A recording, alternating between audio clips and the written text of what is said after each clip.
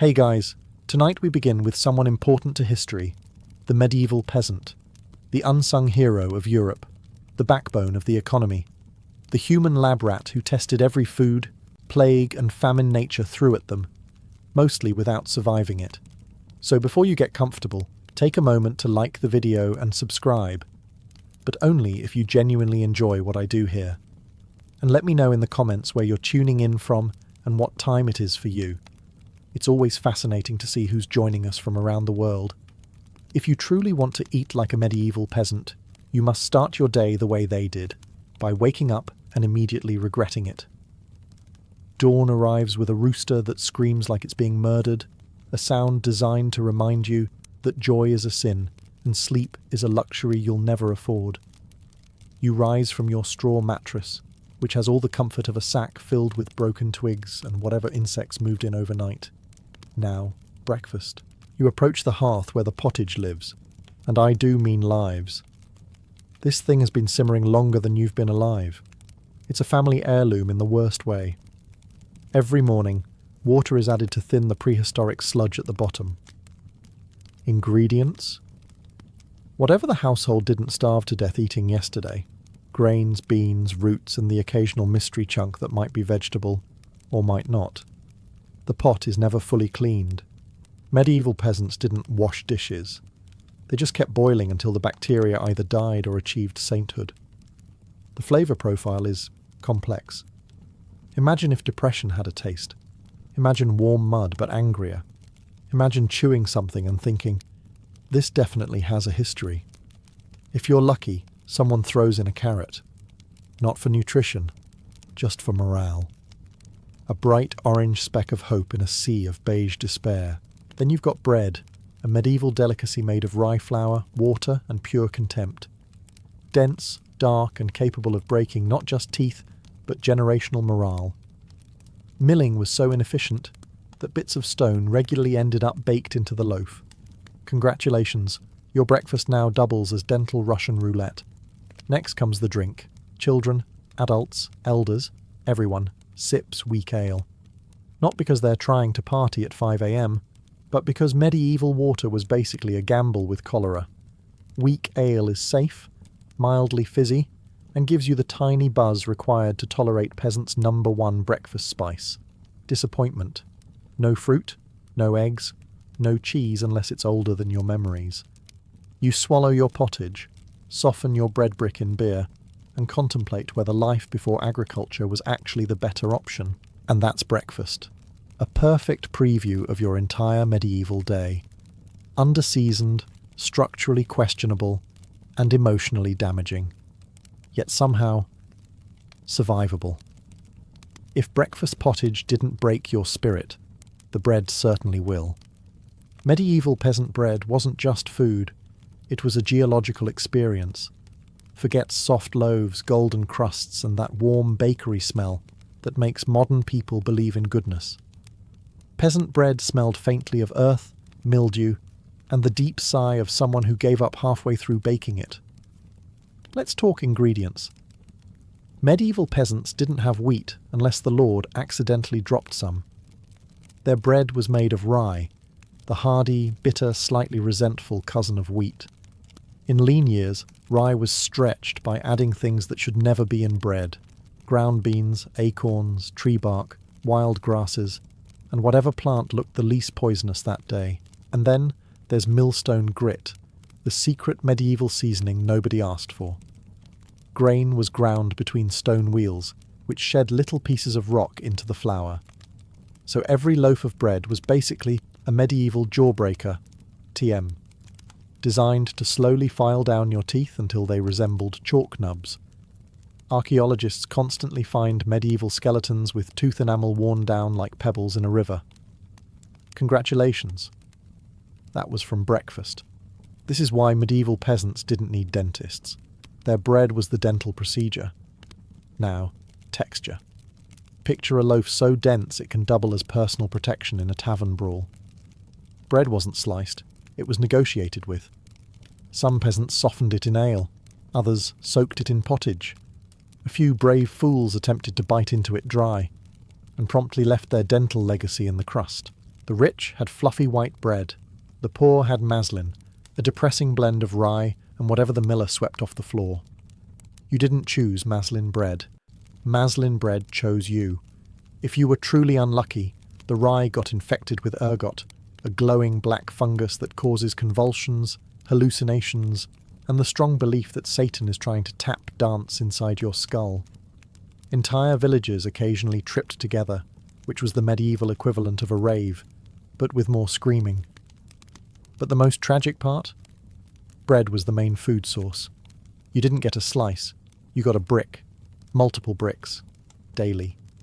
So yes, medieval peasants didn't fear starvation. They feared chewing. If medieval peasants had one consistent joy, and joy is a strong word here, it was beer for breakfast. Not in a fun, two frat boys clinking cans at 8 a.m. kind of way. No. This was survival beer, the kind you drink because every drop of water in your village is trying to assassinate you. The rivers? Full of animal poop? The wells? Full of bacteria? The rainwater barrels? Excellent breeding ground for things that grow legs and crawl out at night. So peasants boiled everything, and boiling everything eventually became brewing. Thus, weak ale, breakfast's most reliable, least homicidal beverage.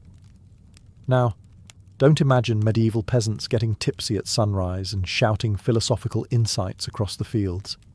Weak ale was very low alcohol, just enough to make it safe, not enough to make you charismatic. It tasted like someone whispered the idea of beer into a bucket of warm water. But hey, it was wet, it didn't kill you, and it sometimes masked the flavour of your daily bread brick. Children drank it too. Yes, medieval toddlers were pounding tiny tankards of ale before they could pronounce their own names. This explains both medieval handwriting and medieval decision-making. It also explains why nobody during that era had any concept of hydration or basic health. The brewing process itself was flexible. Every household had its own microbrewery, which is a romantic way of saying a clay pot with dubious hygiene standards. Yeast? They didn't understand it, but they definitely angered it often. Grain quality varied. Water quality? Let's not talk about it. But the end result was always the same. Drinkable liquid that didn't immediately cause dysentery. On feast days, ale was stronger, the good stuff. The kind of beer that made you forget you were serf-bound to a landlord who believed bathing was witchcraft. But that wasn't breakfast beer. Breakfast beer was the responsible sibling, plain, watery, and vaguely bread-flavoured. A liquid reminder that life is a marathon of disappointment. In some places, peasants drank small beer, even weaker than weak ale, essentially barley-flavoured sadness.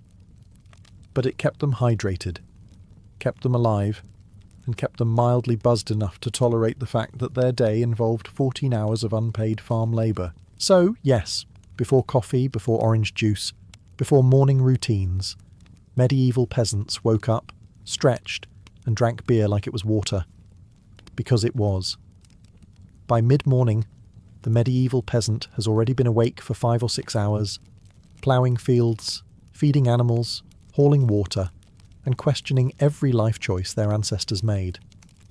Naturally, this is the perfect time for a snack, which, in peasant terms, means something mildly edible you can hide in your pocket.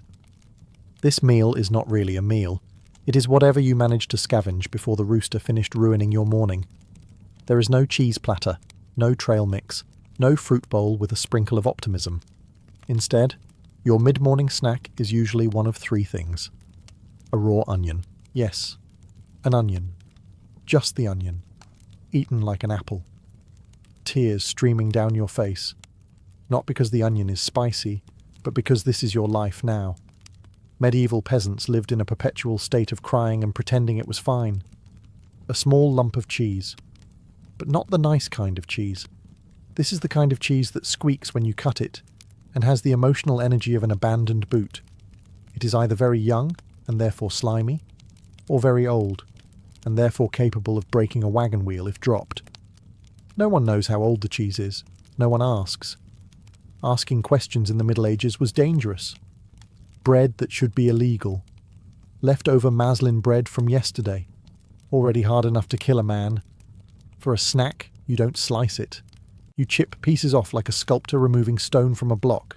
It's portable, durable, and doubles as emergency building material. Sometimes, for variety, peasants brought peas or broad beans, still raw and still disappointing. Occasionally, a lucky soul found a bit of leftover salted fish, which they chewed throughout the day like the world's saddest protein bar. And let's not forget the travel accessory of the medieval working class, the food pouch, a leather bag that smells like regret, sweat, and 3 previous generations of mid-morning snacks. This snack does not boost morale. It does not restore energy. It simply delays death. The point is not satisfaction. The point is staying alive long enough to eat more pottage later. Peasants rarely sat down to enjoy this meal. They ate while walking, sweating, or digging. Medieval life was one long workout with none of the health benefits. So yes, the mid-morning snack is not a break. It is a cry for help, disguised as cheese. By the time lunch arrives, the medieval peasant has already completed what modern people would call an entire day's worth of labour. They have ploughed, planted, hauled, chopped, shovelled, milked, sweated, and possibly cried in a field where no one could see them. Lunch is the reward for all this effort, which would be wonderful if the reward weren't pottage. Again, lunch in the Middle Ages is not a meal you look forward to. It is a meal you accept. You approach it the way one approaches bad weather or a tax collector, with quiet resignation and the knowledge that resistance is pointless. The midday pottage is the same as the morning pottage, except now it's slightly hotter and slightly more resentful. The flavours haven't improved. They've simply had more time to become aware of their own existence. You sit on the ground because chairs are for people who have money and fewer spinal problems. Before you is a wooden bowl filled with a stew so thick that some peasants could, and often did, stand a spoon upright in it. The ingredients haven't changed. It's still barley, beans, and whatever vegetables were bullied into growing that season. The only difference is the portion size. Just enough to keep you working, but not enough to make you happy. If by some miracle you have meat, it's never a proper cut. It's usually a thin strip of salt pork, cured so aggressively it could survive a nuclear winter. This meat isn't tender. It isn't juicy. It's a challenge. You chew it for so long that you begin to question whether it was ever alive. But peasants considered it a treat, because compared to everything else they ate, this at least had a flavour, even if that flavour was salt and despair. Bread sometimes makes a midday appearance, though at this point in the day, it has somehow become even harder. The crust feels like the exterior of a medieval fortress.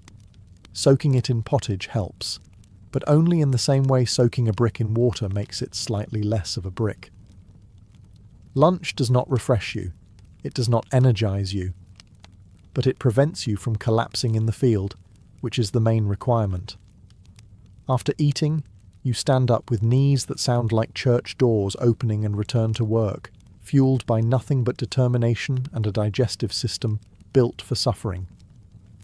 Eating like a medieval peasant meant living at the mercy of the seasons, and the seasons were not merciful. Each one brought its own unique brand of culinary disappointment. A rotating menu of scarcity, wilted produce, and the constant fear that this year's harvest might simply give up and die out of spite. Summer was, in theory, the good season. Crops were growing, animals were alive, and there was sunlight to remind you the world wasn't entirely built out of gloom. But even summer peasants didn't eat like kings. They had peas, beans, leeks, and maybe a cabbage if the local pests hadn't held a rave in the garden. Everything was fresh, yes, but fresh in the sense that it had been pulled from the dirt 40 minutes ago and still tasted like it. Summer meals were bright, green, and profoundly boring, but at least there was food. Then came autumn, a season peasants both loved and feared. Harvest time meant work so brutal your spine wanted to file a complaint. But it also meant the best meals of the year: root vegetables, fruits, nuts, mushrooms, and anything nature hadn't hidden too well. The problem was storage. Peasants preserved food with salt, smoke, cellars, or blind optimism. And optimism, it turns out, does not prevent mould. Many autumn delicacies were simply summer ingredients that had lost their will to live. Winter was the real villain of the medieval diet. Once the frost arrived, your meals became a series of edible survival tactics. Salted fish, salted pork, salted everything. If it wasn't salted, it wasn't safe. Winter vegetables included turnips that tasted like sadness and onions that could be used as self-defense weapons. Bread grew harder. Pottage grew thinner. Hope grew faint. Yes, there were feast days, but one day of roasted meat didn't make up for 90 days of culinary despair. Finally, spring, also known as the hungry season. The food stores from winter were nearly empty. New crops weren't ready. Animals were still depressingly skinny. This was the season where peasants ate weeds. Not trendy foraged greens, but weeds. Whatever grew first became dinner, whether it tasted edible or resembled punishment. So yes, peasants ate seasonally, but not in the modern influencer sense. Their seasonal menu wasn't curated by personal preference.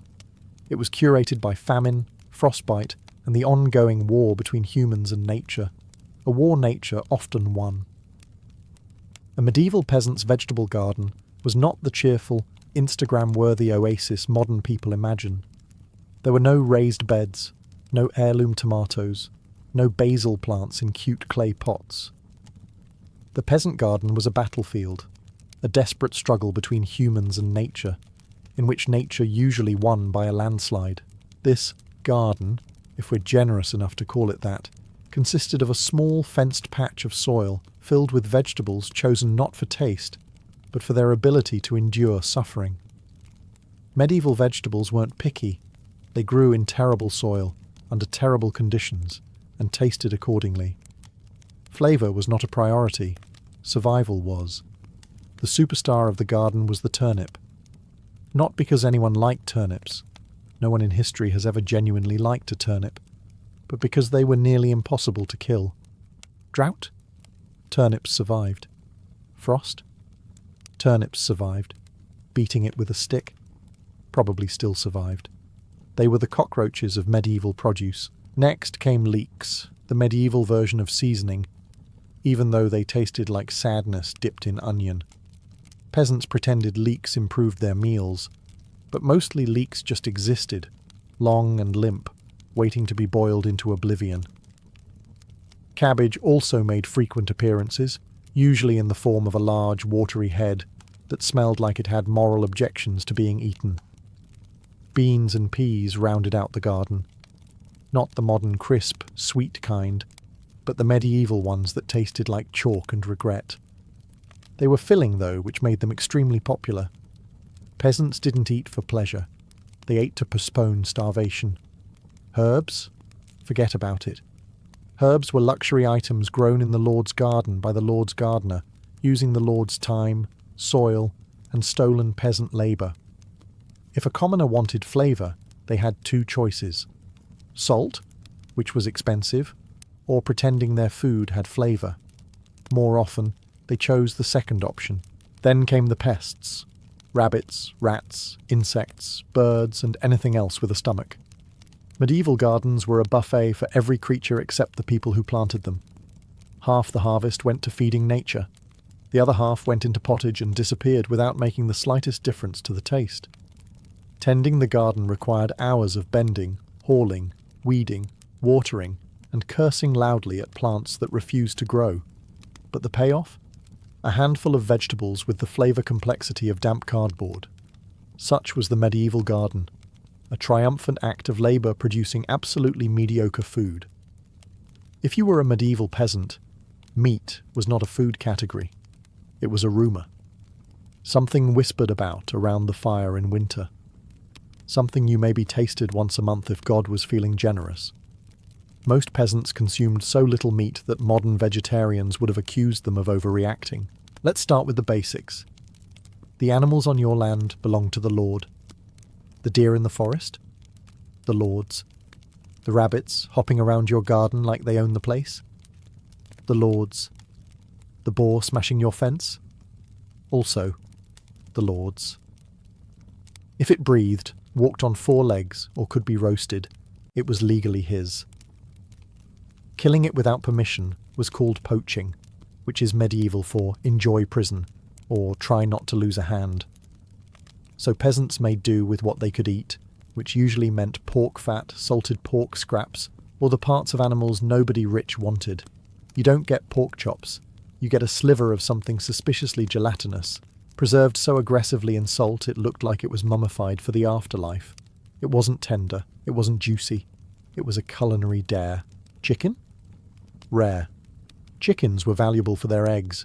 Killing one early was like setting fire to your savings account. Beef? Absolutely not. Cows were too valuable alive. Mutton? Only if a sheep died of stupidity, illness, or spite. If you wanted fresh meat, you waited for slaughter season, a cheerful time in late autumn when animals were killed because winter would finish them off anyway. On this glorious day, you might taste liver, kidneys, or heart. Medieval peasants didn't waste anything. If it wasn't a hoof or a moral failing, it was dinner. Fish, on the other hand, was allowed, mostly because fish were too slippery to legally belong to the Lord. Peasants ate eels, carp, and whatever else could be dragged out of a river with a net and a prayer. But fish spoiled fast, so most of it was salted until it resembled a medieval chew toy. True feasts were reserved for holy days when everyone ate real meat, sang songs, and temporarily forgot their digestive system was being held together by pottage and determination. But everyday life? Meat was a rarity, a dream, a distant memory of something delicious that other people, richer people, enjoyed regularly. For the peasant, meat was not a meal. It was an event. If medieval peasants had one reliable source of protein, calcium, and mild emotional trauma, it was cheese. But don't imagine golden wheels of cheddar or creamy wedges of brie. No. Peasant cheese was a separate species entirely. The kind of dairy product that looked like it had survived a difficult past and wanted you to join it. Cheese began its life in the medieval world the same way most things did, out of necessity and poor storage conditions. Milk spoiled quickly, cows produced less in winter, and everything had to be preserved. So peasants curdled milk on purpose, pressed it together, dried it, salted it, and prayed. The result was cheese, sort of. There were 2 major kinds, fresh cheese and aged cheese, both of which came with serious drawbacks.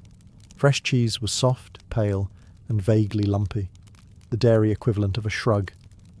Its flavour was mild but suspicious, like something that wasn't dangerous yet, but could be if given a strong breeze or a stern look. Fresh cheese went bad faster than a medieval marriage, so peasants ate it immediately and nervously. Then there was aged cheese.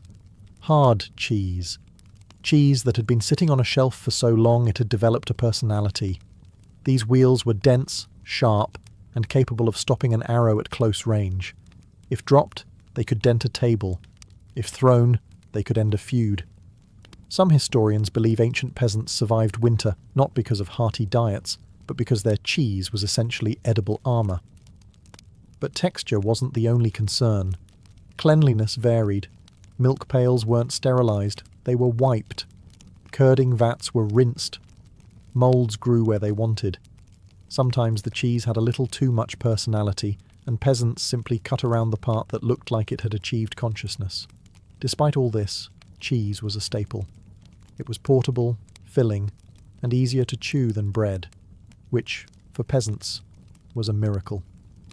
A chunk of cheese could accompany you into the fields, last through a workday, and probably survive a minor apocalypse. Some lucky families also made whey soup, which was exactly as unappetizing as it sounds.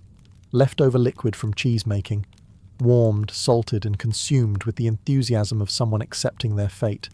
Still, cheese was respected. It was valuable. It kept you alive. And most importantly, it rarely fought back. When the garden failed, the animals weren't yours, and the pottage tasted like recycled agony.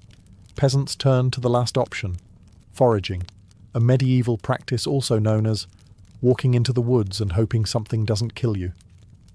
Foraging was essential, dangerous, and wildly unpredictable. Nature didn't care about your hunger. Nature had its own schedule, and your stomach was not on it. Yet every year, peasants wandered through forests, hedgerows and riverbanks, looking for anything edible, or anything that looked edible if you squinted hard enough. The most common finds were berries, though not the sweet variety modern people love. Medieval berries were smaller, sourer, and more suspicious. You'd pick handfuls of them, staining your fingers purple like a crime scene, and hope they didn't contain worms. If they did, peasants considered that ham bonus protein, which says everything you need to know about medieval nutrition. Then came nuts, the noble prize of foraging, mostly hazelnuts and walnuts. These were precious, not just for eating, but for trading, storing, and occasionally hurling at your cousin. But gathering nuts was competitive. You weren't just fighting hunger, you were fighting squirrels. And squirrels, medieval or not, do not mess around.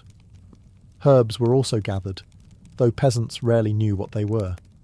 Some leaves improved the flavour of pottage, others sent you on a spiritual journey to meet God prematurely. Medieval herb knowledge was essentially guesswork with consequences. And then there were mushrooms, the medieval lottery. Some filled your belly, some filled your grave. Identifying mushrooms was a skill passed down through generations. But generational memory isn't perfect. Every so often, someone would confidently declare, "This one is safe," and 3 hours later, the entire village would be seeing colours that didn't exist yet. Roots like wild garlic and burdock were prizes too, but digging them up felt like participating in a low-budget archaeological dig. You'd scrape the dirt with whatever tool hadn't broken yet, and pray the root wasn't just another rock pretending to be food. Foraging wasn't just about eating, it was about survival. Some years it saved entire villages. Other years it wiped out half the population when a fungus, berry or mushroom decided it deserved a little revenge. But despite the dangers, peasants kept foraging, crawling through brambles, dodging animals, and eating whatever the forest begrudgingly offered. Because when you're a medieval peasant, hunger isn't a feeling.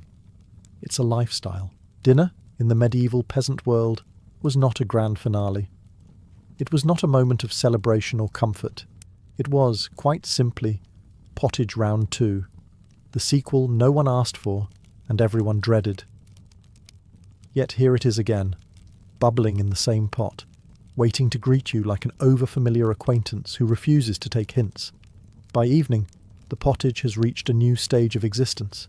It has simmered all day, absorbing every vegetable scrap, every grain fragment, and every emotional breakdown that occurred in the kitchen. The texture is thicker now, a medieval concrete mix, and the flavour is somehow both stronger and weaker at the same time.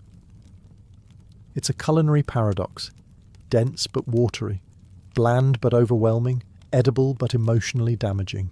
You sit at the table, which is really just a plank of wood pretending to be furniture. Your bowl is carved from a single piece of timber and probably still tastes faintly of tree.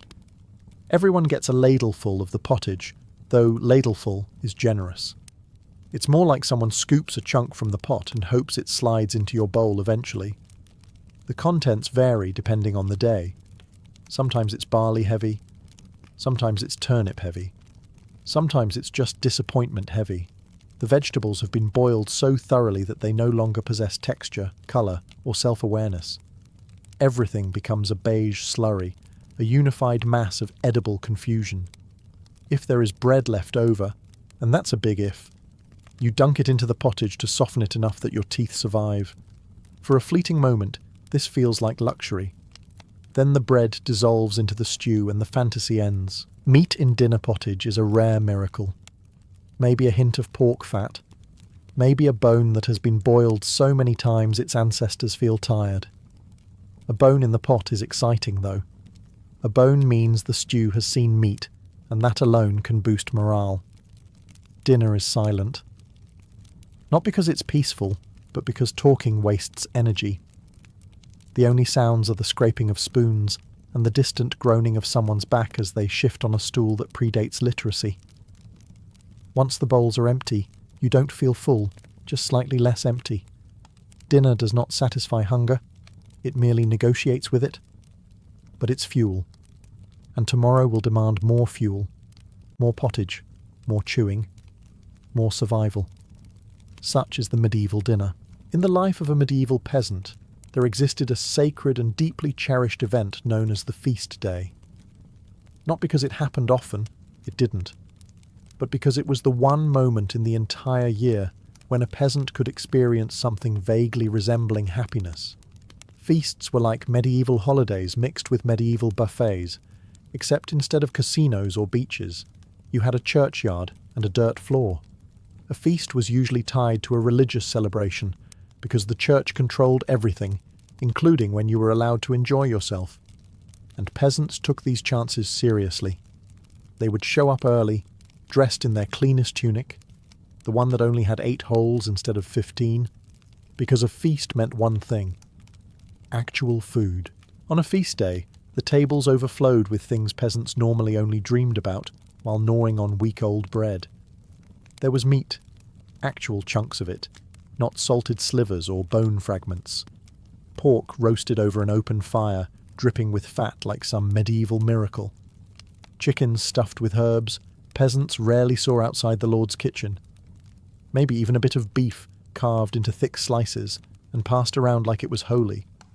There were pies too, savoury pastries filled with meat, vegetables and hope. They were seasoned, rich and warm, and they smelled like comfort, a scent peasants barely recognised. There were sweet treats, honey cakes, fruit tarts, and puddings made with ingredients so luxurious they bordered on sinful. Even the ale was stronger.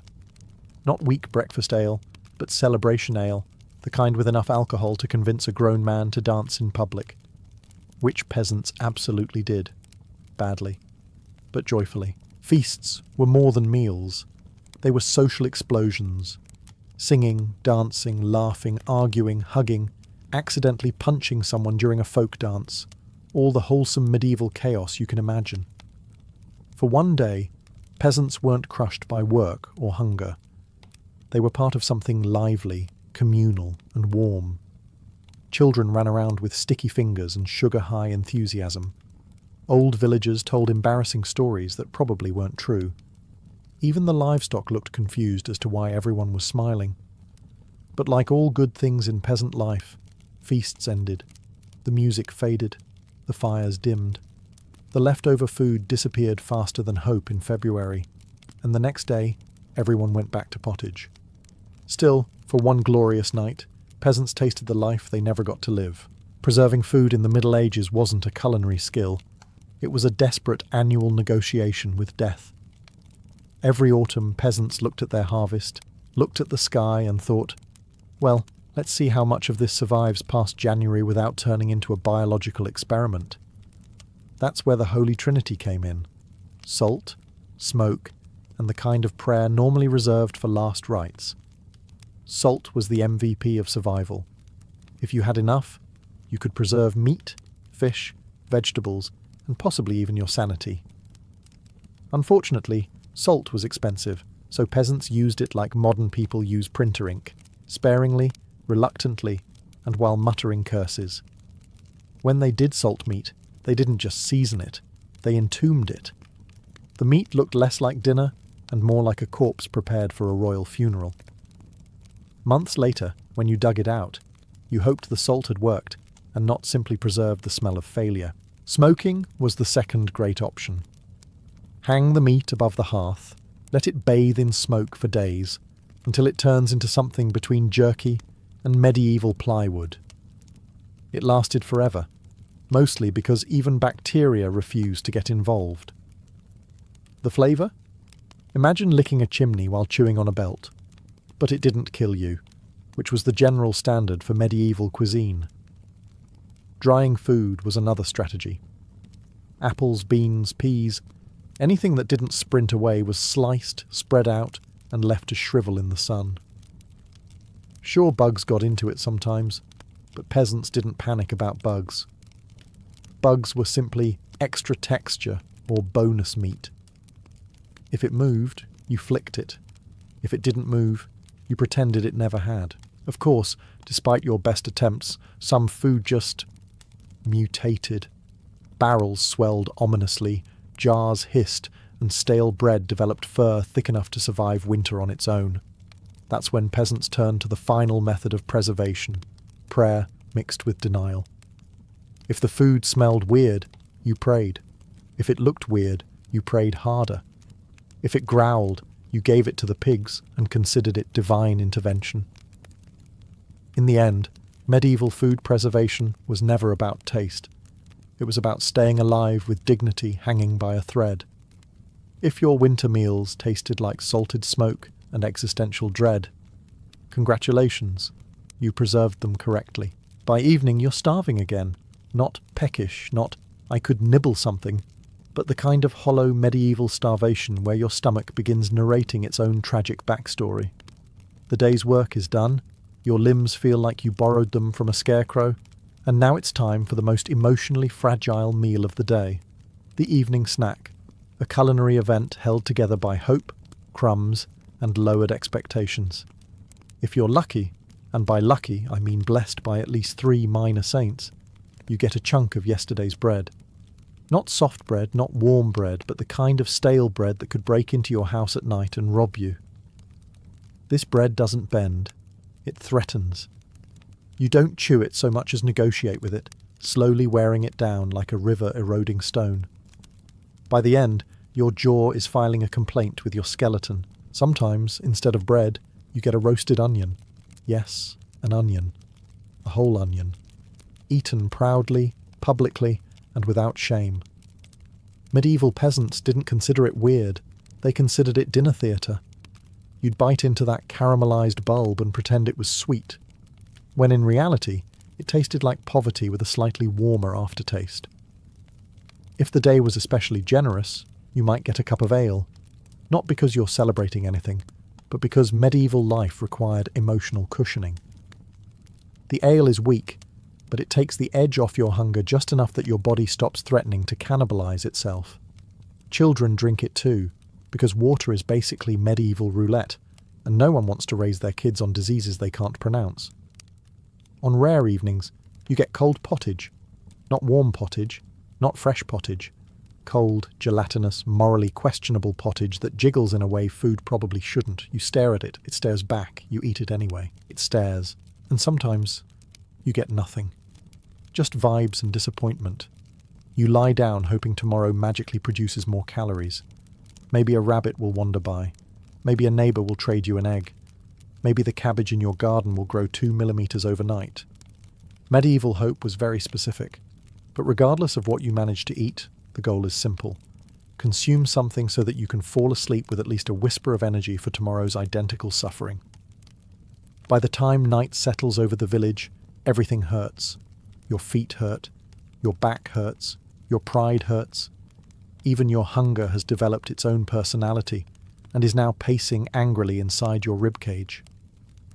But before surrendering to unconsciousness, there's one final ritual every medieval peasant must perform: the late-night ale of survival. This ale isn't fancy. It isn't refreshing. It isn't cold. It isn't even particularly good. But it exists, and in medieval Europe, that alone makes it a blessing. You hold the cup like it's medicine, salvation, and emotional support all in one. You take a sip. It tastes faintly of barley, smoke, and whatever the cup was washed with, if it was washed at all. But immediately, a warm numbness spreads through your body. Your stomach, which has been filing noise complaints all day, finally quiets. Your muscles unclench. For a brief moment, you remember what peace feels like. This is when the regret creeps in. Not existential regret, just the simple medieval kind. Regret that tomorrow is the same thing all over again. You think of tomorrow's pottage, tomorrow's bread brick, tomorrow's onion, tomorrow's endless labour. Then you take another sip of ale until you don't think very much at all. Once the ale has done its job and softened the sharp corners of reality, it's time for bed, or the medieval approximation of a bed. You collapse onto a straw mattress that crunches like autumn leaves and smells faintly of livestock, smoke, and choices you didn't make. The straw pokes you in places you didn't know had nerve endings, but you're too tired to care. You shift around until the pokiest part of the mattress stabs you somewhere you can live with. Your blanket is a coarse wool sheet that feels like it was designed by someone who hated skin. It's itchy, heavy, and probably hosting a thriving ecosystem of insects. Still, it's warm, and warmth is a luxury. You curl up under it, listening to the quiet sounds of the village, distant snoring, clucking chickens, a dog barking at a ghost only it can see. Your stomach growls. You ignore it. Tomorrow, you'll eat again. Not much, not well, but enough. You close your eyes. The ale pulls you under. The regret dissolves. And with a final sigh, you whisper the medieval bedtime mantra. Please, let tomorrow's pottage taste less like sadness. And then, sleep. Marco Polo never explicitly wrote, "I entered the great Khan's harem," because doing so would have meant instant disappearance into some remote Mongol steppe ditch. But in his notes, those strange, half-coded passages he claimed were just observations. There are cracks wide enough to glimpse a hidden world. A world he shouldn't have been anywhere near. A world reserved for silk-veiled women, eunuchs with perfect memory, and the emperor's most jealously guarded mysteries. And yet, Marco describes details no ordinary court visitor could possibly have known unless he ventured far closer than protocol allowed. He mentions chambers arranged in flower-like order, a phrase that seems poetic until you compare it with Yuan architectural custom. Circular suites radiating from a central pavilion, each one assigned to a different rank of concubine. He writes of women who change garments by the seasons, noting fabrics that only palace residents could wear, light Uyghur silks for spring, heavy quilted brocades for winter, and scented cotton robes reserved for the emperor's favoured companions. How would a foreign merchant know this unless someone let him see it? But the strangest hint comes in his descriptions of scent. Marco writes of fragrances layered like music, a distinctly intimate detail. The Mongol harem used a strict perfume hierarchy. High-ranking companions wore musk and ambergris. Lesser concubines were restricted to iris water or rose. Servants were forbidden perfume altogether. These rules weren't public court gossip. They were internal regulations known only to the people who lived behind the silk curtains. Marco shouldn't have known any of this, and yet he writes about it as casually as he describes the price of paper in the marketplace. His tone, too, gives him away. In his travel diary, he is usually a merchant cataloguing curiosities, but here his writing shifts, becoming almost cautious, tender, observational in a way that implies proximity. He speaks of eyes that watch even when lowered, of voices trained to calm storms, of rooms where the emperor is never alone, yet no one dares to speak. These aren't the words of someone repeating rumours. They're the words of someone who stood close enough to feel the room breathe. And so the first mystery of Marco Polo's secret notes is simple. If he truly never entered the harem, why does he write like a man who saw its shadows flicker just inches from his face? If Marco's first hints reveal proximity, his second set of notes exposes something even bolder. A clear understanding of the harem's internal hierarchy, its tiers, privileges, punishments, and the invisible ladder every concubine feared or fought to climb. Official Chinese court records describe it in stiff bureaucratic language. But Marco's descriptions breathe. They feel lived. They feel witnessed. He writes of those closest to the Khan who walk as if the floor itself bends beneath them, referring to the 4 senior consorts, the highest-ranking women in the entire palace. They held authority second only to the empress, and were effectively political officers. Beneath them, Marco hints at the ladies who wait in twilight, likely describing the Zhao and Zhao Rong, middle-ranking favourites who could catch the emperor's eye for months, or be forgotten in a single dawn. And then there were the flowers of the outer garden, his poetic name for the lowest-ranking concubines, girls taken from conquered kingdoms, tribute offerings, or daughters of powerful families hoping to buy imperial favour. Their lives were a mixture of luxury and dread. They lived in silk but moved in fear. One misstep, one wrong glance, one whisper overheard by the wrong servant could end their ascent before it began. Marco even implies the existence of informal ranks, the unwritten laws of the harem. These were not decreed by the emperor, but by the women themselves. Senior concubines controlled perfume allotments, chose which dancers performed at festivals, and, most terrifyingly, determined who was fit to serve the Khan personally. A woman denied by them didn't rise, ever. He also notes the strange economics of affection in the UN world. High-ranking concubines received bolts of gold-threaded silk and jars of rare Tibetan musk. Others were given lesser gifts: hairpins, fans, small mirrors, tokens meant to maintain order more than affection. The emperor's attention was currency, and every woman lived in a kind of emotional stock market where fortunes rose and collapsed overnight. Marco's most daring line reads, "Even silence has rank among them." Only a man who had seen the harem in motion, its whispers, glances, rituals, would phrase it like that. Whether he stepped through those guarded doors or merely got close enough to hear what others missed, his notes leave no doubt. The harem was not just a place. It was a theatre of power, where desire was structured, regulated, and weaponized with precision. Among Marco Polo's strangest and most revealing observations are his notes on scent. Not clothing, not jewels, not gestures. Scent. This alone tells us he was far closer to the harem world than any foreigner was supposed to be. Perfume in the Yuan imperial court wasn't simply a luxury. It was a language, a ranking system, and a weapon. And Marco describes it with the precision of someone who had breathed it in himself. He writes that a woman's presence may be known before her foot crosses the threshold, an unmistakable reference to the perfumed hierarchy that regulated who wore what. High-ranking consorts were permitted heavy, lingering fragrances that announced their approach: Tibetan musk, ambergris, imported from the Indian Ocean, and the precious resin known as dragon's brain, which only the emperor's favourites were allowed to use. These scents were strong, layered, and unmistakable. They didn't just enter a room, they conquered it, Marco continues. Some smell of spring, others of dawn after rain.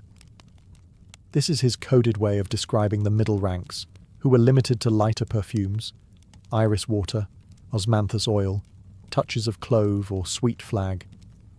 These scents whispered rather than shouted, marking their wearers as desirable but not dominant. Marco's descriptions show he understood these subtleties perfectly, but the most telling detail comes from his notes on the lowest ranks.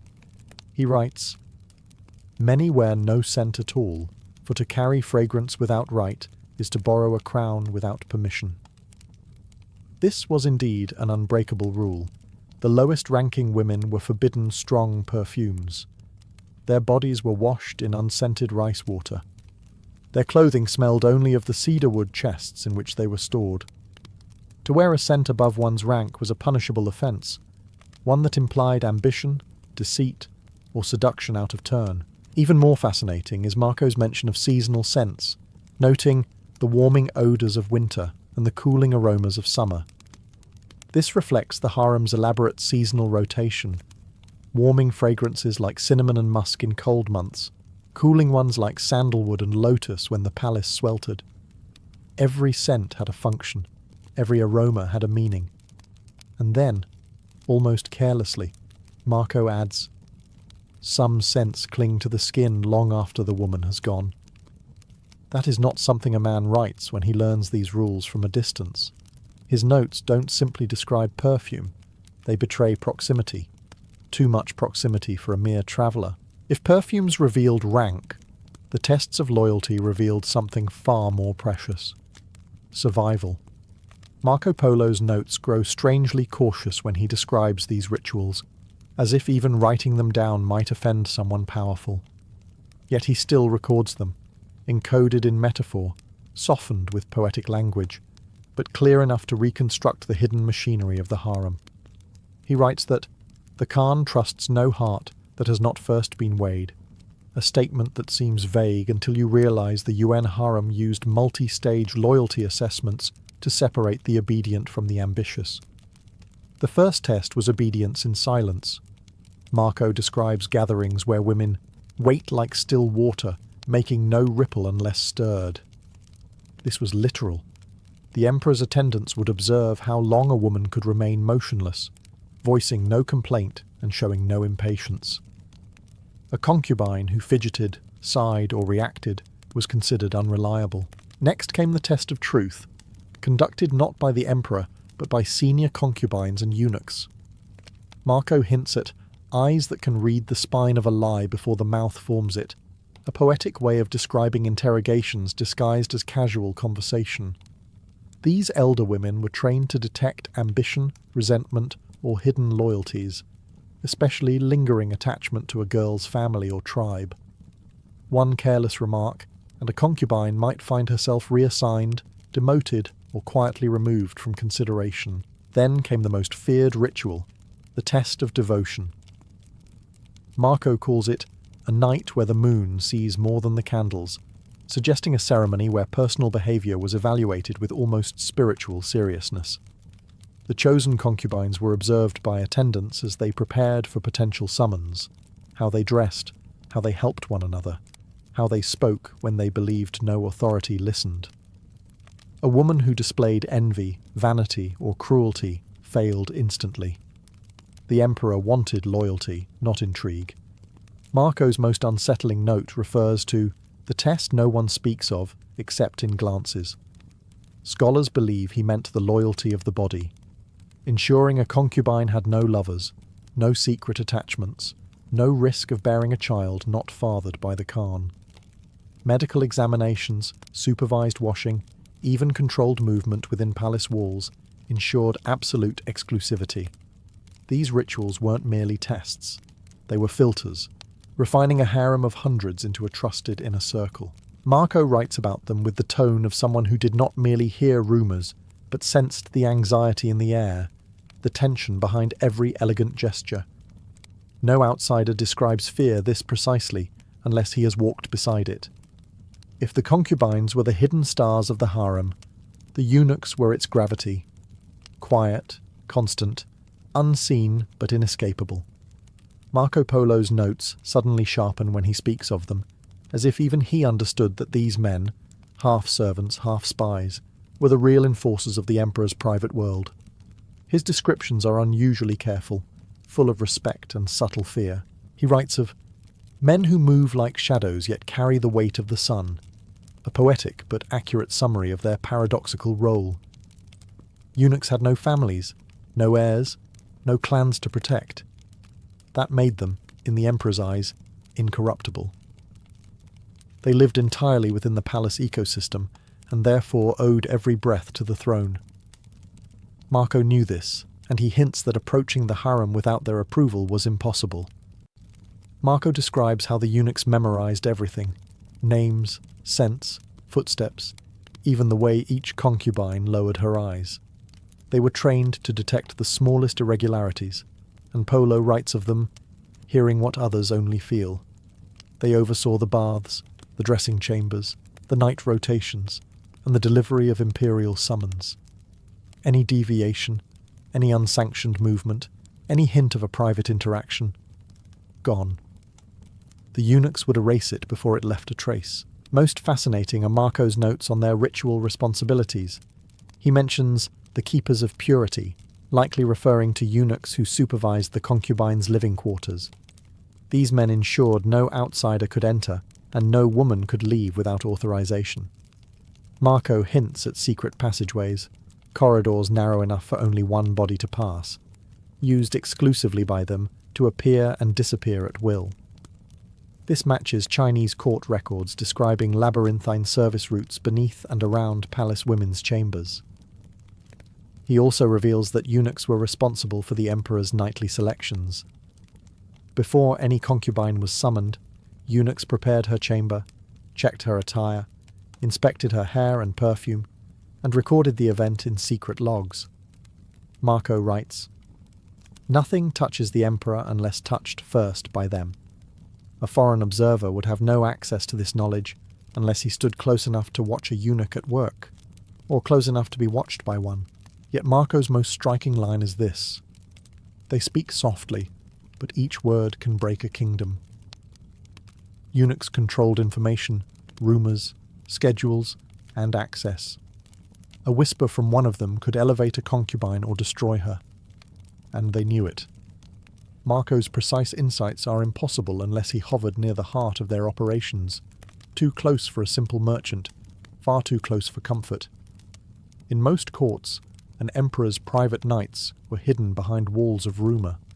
But in the Yuan palace, these nights were choreographed like a ceremony, half ritual, half surveillance, and Marco Polo's notes describe them with a precision that borders on the forbidden. He calls them the hours when the palace breathes differently, implying he witnessed preparations firsthand, or at the very least, stood close enough to hear what outsiders never should. He explains that the emperor never chose a concubine on the spot. The decision was made hours earlier by an intricate machine of eunuchs, attendants, and senior consorts. Marco writes that the emperor's desire is a river guided by many hands, hinting that politics, alliances, and harem hierarchies shaped the nightly summons just as much as the emperor's mood. The ritual began with purification. Marco describes concubines bathing in warm water infused with lotus and silkwood, their skin dried with cloths scented lightly so as not to overpower the emperor. Their hair was braided in specific patterns, simple for lower ranks, elaborate for favourites, with jade pins reserved solely for the highest consorts. A single misplaced pin could signal jealousy or ambition. Marco's awareness of these subtleties suggests proximity no translator would bother to pass. He also notes the emperor's insistence on calmness. Before a concubine was brought forward, eunuchs examined her expression. A trembling lip, a nervous blink, even a heartbeat too fast could lead to dismissal. Marco writes of faces painted not with colour, but with discipline, a sharp and accurate description of the mental stillness demanded of any woman entering the emperor's presence. The journey itself was ceremonial. The concubine was carried, not allowed to walk, wrapped in a quilted blanket to symbolize purity and prevent her feet from touching the ground. Only eunuchs could lift her, and even then they kept their eyes lowered. Marco notes this with fascination. She moves like a secret being transported, not a woman walking. This detail appears in Chinese records, but for a European traveller to include it shows he heard or saw the practice more directly than expected. Finally, Marco reveals the most intimate rule. The concubine, once chosen, could not speak unless addressed. Silence was not submission, it was protocol. The emperor was to feel that desire moved toward him effortlessly, without plea or performance. Marco's ability to recount these details suggests he lingered far closer to the emperor's shadowed rituals than any outsider had a right to. If Marco Polo's earlier notes describe order, this chapter reveals the chaos beneath it, the rivalries, jealousies, and subtle wars fought between concubines who lived closer to power than ministers, yet further from freedom than prisoners. Marco writes of the harem as a garden where flowers compete for the same sun, a deceptively gentle metaphor for a system where beauty was currency, favour was oxygen, and neglect was a slow death. According to him, the fiercest tensions were not between high and low ranks, but within adjacent ranks, where ambition was close enough to taste. A Jiaoyi and a Jiaorong might share attendants, corridors, music tutors, and the same fear, that one evening selection could elevate one woman and freeze the other in place forever. Marco notes that their smiles were wide enough to hide teeth, implying politeness was often a mask for rivalry sharp enough to wound. He describes three primary battlegrounds: appearance, influence, and rumour. In appearance, Marco notes, they sculpt their silence as carefully as their hair, meaning discipline mattered more than beauty. A perfectly controlled gaze could signal confidence. A flicker of envy could invite scrutiny. Women learn to weaponize grace, to move softly enough to seem harmless, yet visible enough to remind the emperor and everyone else that they still existed. Influence was subtler. Senior concubines controlled music teachers, embroidery supplies, dance rehearsals, even perfume access. A single withheld resource could sabotage a rival's preparation for an imperial summon. Marco hints that some women fed rivals bad advice. Some whisper guidance that leads only to shadows, a clear reference to sabotage cloaked as sisterly concern. But the deadliest battlefield, Marco writes, was rumour. Words could wound where hands could not. A suggestion that a rival was too ambitious, too emotional, or too attached to her old clan could doom her quietly. The emperor never heard the rumours directly. Eunuchs and senior consorts carried them upward like smoke. Marco, listening from somewhere he shouldn't have been, writes that no lie travels faster than one spoken softly. And yet, he adds a final, almost tragic insight. Even enemies braid each other's hair. The harem forced intimacy. Rivals shared rooms, meals, tutors, and rituals. They sang together in the evenings, practiced dances in synchrony, knelt side by side during ceremonies. Their hatred had to be soft enough to hide under silk. Marco captures this paradox perfectly. Women bound together yet set against each other, competing for the affection of a single man who would outlive most of them. If rivalry was the daily tension of the harem, rumour was its deadliest weapon. Marco Polo's notes become strangely sharp here, as if he wanted to record this part with more precision, either because he witnessed the effects himself, or because someone inside the palace whispered the truth directly into his ear. He writes, "In this place, a word weighs more than a sword, and in the Yuan harem, that was no metaphor. Rumours did not float aimlessly, they were launched like arrows. A concubine who wanted to weaken a rival rarely acted herself. She planted a seed with a eunuch, a lady-in-waiting, or a musician who drifted between quarters." Marco notes that these messengers carry songs, stories, and secrets, moving information as effortlessly as air circulates through a room. What made rumour terrifying was its plausible deniability. No one ever knew where it began, only where it ended. The deadliest accusation one could suffer was disloyalty, not to the emperor, but to the harem order. A whisper that a woman had spoken against another consort, or resented a gift, or cried after a dismissal could be interpreted as instability. Marco writes that even sorrow is dangerous if seen by the wrong eyes. If a rival spread such a rumour, eunuchs would watch the woman more closely. A senior concubine might limit her perfume allotment or restrict her attendance. Small punishments that created an impression of guilt. Another lethal rumour involved outside attachment, that a woman still longed for a man from her home region, or that she kept a hidden token from her past. Marco describes this with surprising empathy, noting that memory is not a crime, but it can be made into one. Such accusations, even if false, could remove a concubine from the emperor's rotation indefinitely. Yet the most insidious rumour was the one Marco calls the shadow without a source. A suggestion that a woman was unlucky. Not immoral, not rebellious, simply unfortunate. A concubine who wasn't chosen for a season might be labelled cold in spirit. A minor illness could be reframed as spiritual contamination. Once this idea took hold, no one wanted to be seen with her. Misfortune was contagious. Marco's notes reveal that many women feared these whispered fates more than death itself. Because death ended suffering, rumours prolonged it. A woman destroyed by rumour did not vanish. She faded, slowly, painfully, invisibly. And Marco ends the chapter with an unsettling line. In a palace of 1,000 lamps, the darkest rooms are made of words. Marco Polo ends his hints about the harem with passages so half-veiled that scholars still argue whether they are metaphor, memory, or confession. But read closely, and one thing becomes clear. These were not casual travel observations. They were forbidden notes, written by a man who saw more than he was ever meant to. He admits that certain halls of the palace were guarded not by walls, but by silence. A striking comment that suggests he learned of these places not from officials, but from whispers traded in the shadows. Marco speaks of doors that open only when the moon climbs high. describing nighttime movements within the palace, movements he had no formal right to witness. His curiosity was dangerous, but something, or someone, kept feeding it. The most tantalizing line appears almost casually. "I once saw lantern light where no lantern should be. What was he doing in a restricted corridor at night?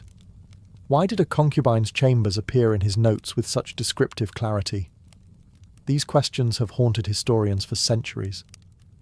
Marco also writes about secrets the women entrusted to no man, yet he lists details of their routines, perfumes, rivalries, and terrors with disarming accuracy. Either he was a quick student of gossip, or he had a source inside those forbidden walls. His wording hints at the latter. He describes a voice soft as folded silk that told stories the palace itself had forgotten. A woman? A servant? A eunuch who found him amusing? Every possibility is dangerous. Then comes the most shocking implication. "A single glance taught me more than a week of listening." Glances require proximity. They require sight lines. They require presence. Marco's descriptions of forbidden architecture, curved door frames carved with phoenix motifs, embroidered screens depicting lovers separated by rivers, corridors lined with perfumed cloth, match no public section of the palace. These belonged to women's quarters, shielded from diplomacy and foreign eyes, yet he catalogues them with the precision of a man sketching from memory. Still, Marco never claims authority. He hides behind modesty, saying his knowledge comes only from reports gathered humbly. But the tone betrays him. Men who repeat rumours write loosely. Marco writes tightly, with intimacy, with quiet wonder. His pen tip trembles not with fear, but with awe. At the end of his notes, he stops abruptly, as if realising that one more sentence might reveal too much.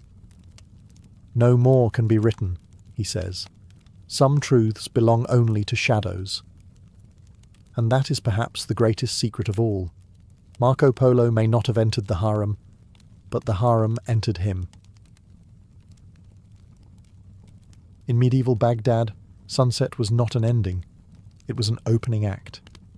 As the last streaks of gold sank behind the Tigris, the city seemed to inhale deeply, as though preparing for a second, secret life. The daytime world of scholars, scribes, ministers, and court officials faded into the background, replaced by something looser, livelier, and infinitely more human. Baghdad by night felt like a different city entirely, illuminated not by the authority of the caliphs, but by the warm glow of oil lamps and moonlight. The heat of the day, often thick enough to slow thought itself, finally relented. A cooler breeze swept through narrow alleys and over the city's great bridges, carrying with it the first hints of spice, roasting meat, jasmine smoke, and river mist. Doors creaked open. Merchants rolled down woven mats. Lantern sellers, always the first to appear, lit their globes one by one until the markets shimmered like constellations fallen to earth. What daylight could not hide, darkness illuminated. Families stepped outside after hours of sheltering from the sun. Young men wandered toward the busiest squares, chasing music and laughter. Women visited vendors who only operated at night, their stalls specializing in perfumes, cloth dyes, and cosmetics forbidden to sell during the day. The city's edges blurred with activity. The rich, the poor, the foreign, the local, all found themselves drifting along the same streets, woven into the same fabric by the anonymity of darkness. Above the noise you could hear the night callers, fruit sellers chanting prices in melodic cadences, sweet makers tapping trays to lure customers, storytellers warming up their voices like musicians tuning instruments. Baghdad's night markets were not merely commercial spaces, they were theatrical. Every sound had rhythm. Every corner promised new sights. Even the shadows held stories. Travellers arriving for the first time often believed they had stumbled into a festival. But locals knew the truth. This was ordinary life.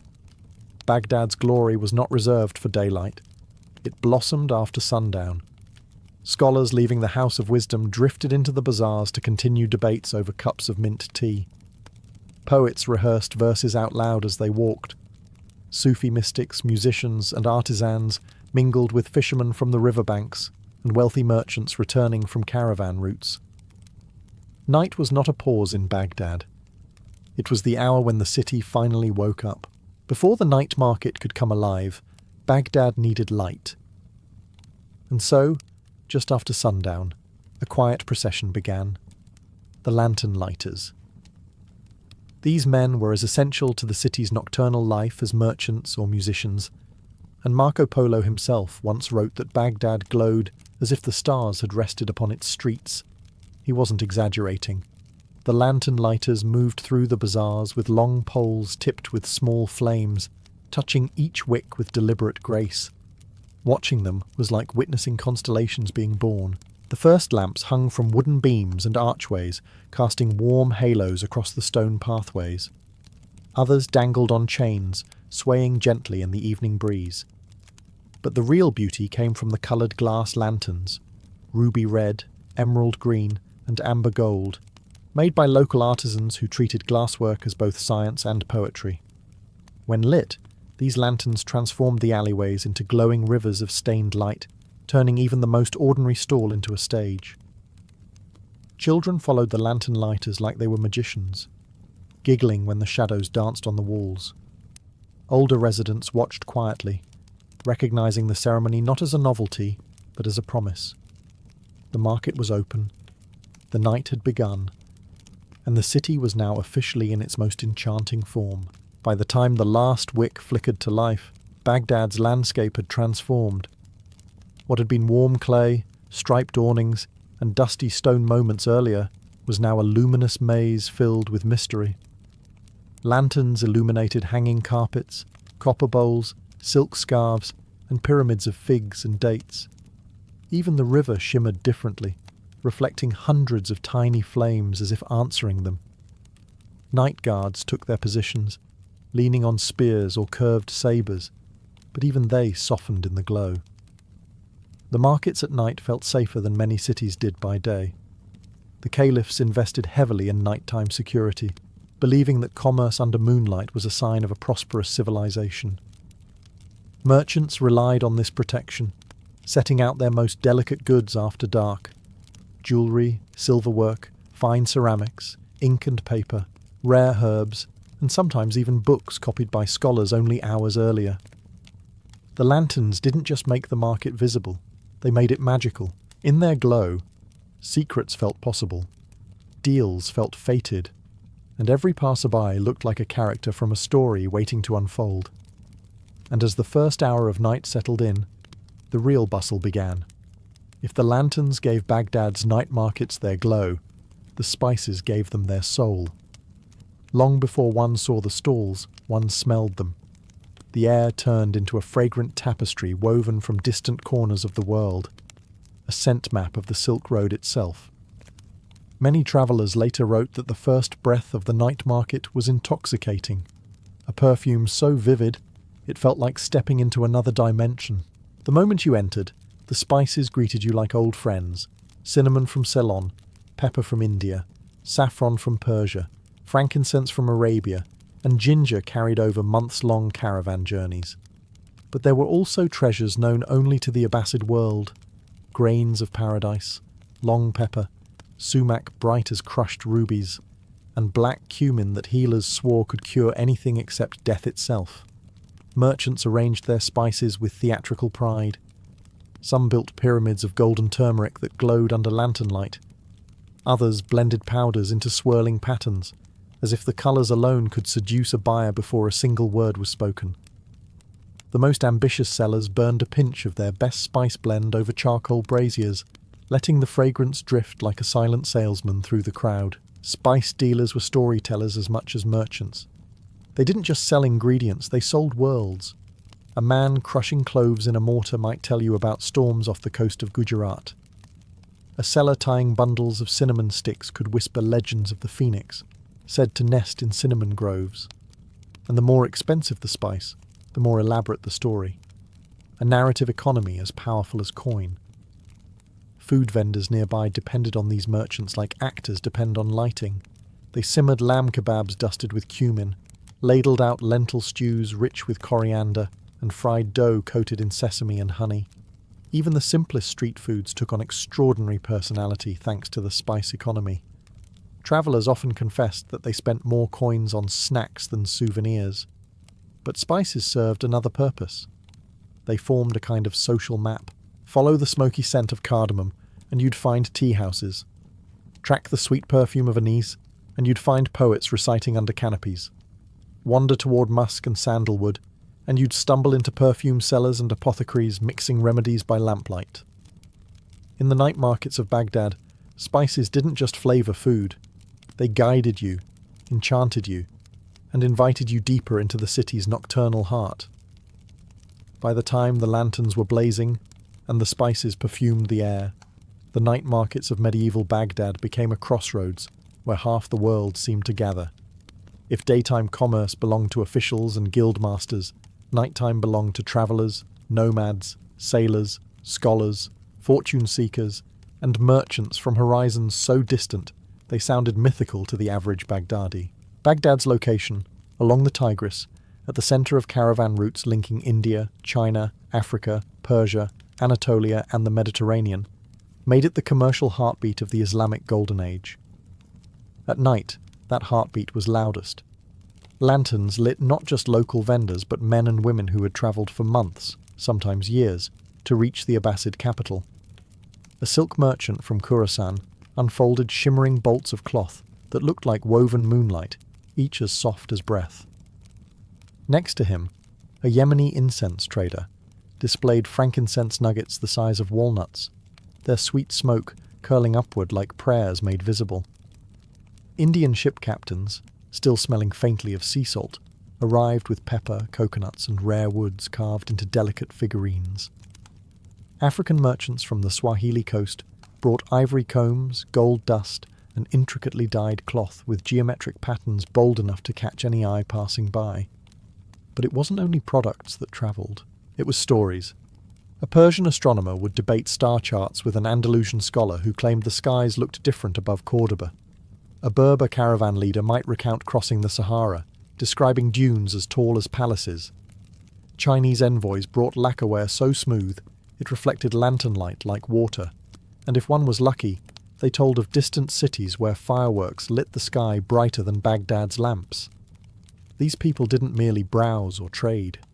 They mingled, forming a human river flowing through the winding alleys. You could hear 5 languages in a single minute: Arabic, Persian, Greek, Turkic, Swahili, sometimes even Chinese. Foreigners often said no city in the world felt as alive, as layered, or as welcoming at night, and Baghdad embraced them. The night market was an equalizer. No one cared about your rank or homeland under the soft glow of lanterns. A fisherman from the Tigris could stand shoulder to shoulder with a merchant who owned caravans, stretching from Damascus to Samarkand. Trade forged friendships. Stories forged bonds. Deals forged futures. And as the night deepened, the crowd only grew larger. Because in Baghdad, darkness didn't silence the world. It gathered it. If merchants supplied the goods, artists supplied the soul of Baghdad's night markets. As the darkness thickened and lanterns glowed brighter, poets, musicians, storytellers, and wandering performers spilled into the squares like sparks from a fire. In medieval Baghdad, art wasn't confined to palaces or scholarly halls. It belonged to the streets. And nowhere did it shine more brilliantly than under the oil lamps of the night bazaar. The poets were often the first to draw crowds. They stood on raised carpets or overturned crates, reciting verses that flowed like silk, sometimes romantic, sometimes mystical, sometimes hilariously mocking corrupt officials or boastful merchants. Their words carried the perfume of Arabic literature, shaped by the traditions of Al-Mutanabi, Abu Nuwas, and hundreds of lesser-known talents who lit up the night for a few copper coins. Lovers drifted close, pretending to shop while secretly listening for lines that echoed their own hearts. Nearby, musicians plucked at ouds, struck tambourines, and played flutes so soft They seemed to weave themselves into the night breeze. The melodies shifted with the crowd. Slow and smoky when the evening was young, vibrant and fast when the market swelled, then warm and nostalgic after midnight, when only the devoted remained. A single oud player could gather 50 people without calling out a word. The music itself was an invitation. Then came the storytellers, the Hakawatis, who commanded the loudest circles. Children sat wide-eyed at their feet, while adults lingered at the edges, pretending they weren't just as captivated. The stories blended myth, history, and outright fantasy. One moment the crowd travelled through the deserts with Sinbad, the next they were meeting jinn in abandoned ruins or watching caliphs disguise themselves to walk among the poor. These tales were not fixed. Each storyteller added, subtracted, embellished. Baghdad's night didn't just preserve legends, it reinvented them. Sufi mystics wandered between performers, chanting verses of divine love that drifted like smoke between the stalls. Sometimes they stopped to whirl in short, meditative dances, their movements casting spinning shadows across the market floor. Philosophers from the House of Wisdom occasionally joined these circles, turning the market into an impromptu academy where debates on ethics or astronomy unfolded next to melon sellers and spice merchants. In Baghdad, the night market was a living theatre, no curtain, no stage, just people, voices, instruments, and a city that believed art belonged to everyone. In most medieval cities, night meant rest. But in Baghdad, capital of the Abbasid Caliphate and cradle of the Islamic Golden Age, night meant study. And nowhere was this more visible than in the bookstalls that glittered like treasure chests along the night market's busiest lanes. Under rows of oil lamps, you could find scholars, scribes, translators, and curious wanderers gathered around piles of manuscripts as if they were examining jewels. Books were Baghdad's greatest luxury, but also its greatest addiction. The House of Wisdom, the empire's intellectual crown, stayed active long after sundown. Scholars often left its halls buzzing with ideas and wandered straight into the night markets, eager to argue, research, or buy freshly copied volumes before returning to their own late-night work. And so the bookstalls became an extension of the Great Library, a public annex where debate and education were as common as commerce. Booksellers treated their craft like performance. They stacked volumes of poetry, philosophy, medicine, astronomy, mathematics, and translated Greek texts with exaggerated precision, letting the spines catch the lantern light. A good bookseller didn't simply sell a manuscript. He recommended readings, recited favourite lines, compared authors, and could match a buyer with the perfect text as if prescribing medicine. One stall might offer a translation of Aristotle that had passed through 3 languages, Greek to Syriac, Syriac to Arabic, each layer adding new interpretation. Another might display a fresh copy of Al-Khwarizmi's work on algebra, still smelling of ink. A third would feature poetry collections, Rumi, Al-Mutanabi, or sometimes a young local poet hoping to be discovered. Travellers said that even if you entered with no intention to buy a book, you left with at least 2. But the real magic was the scholars who browsed there. They were impossible to miss. Their eyes alight, their fingers tracing calligraphy, their voices rising excitedly whenever a debate began. One mathematician might argue with a physician about the nature of infinity. A historian might interrupt with a comment about ancient Persia. A teenage student could jump in and astonish everyone with a perfectly memorized verse. The night market was a university without walls, and the atmosphere was contagious. Even ordinary citizens felt pulled into conversations, drawn by the scholars' enthusiasm. People stayed not because they understood everything, but because Baghdad made learning feel like a celebration, a communal act, as natural as breathing. Under the lanterns, surrounded by ink and parchment, Baghdad felt like a city that refused to let the mind sleep. If the lanterns lit the markets, and the poets gave them voice, then the food vendors gave Baghdad its heartbeat. The night market was a feast long before it was a marketplace. Long after the day's formal meals had ended, the true flavours of the city emerged. Smoky, spicy, sweet, sizzling, irresistible. Every corner seemed to hum with fire and fragrance. Follow the scent of charcoal and you'd find grilled lamb kebabs sputtering over open flames, seasoned with cumin and coriander until the air itself tasted warm. Beside them, cooks chopped onions and parsley with rhythmic thumps that blended into the market's music. Drizzled with lemon and wrapped in warm bread, these kebabs were the unofficial evening meal of Baghdad, cheap enough for a labourer, delicious enough for a scholar. Next came the stew sellers, stirring enormous copper pots filled with lentils, chickpeas, and slow-cooked meats.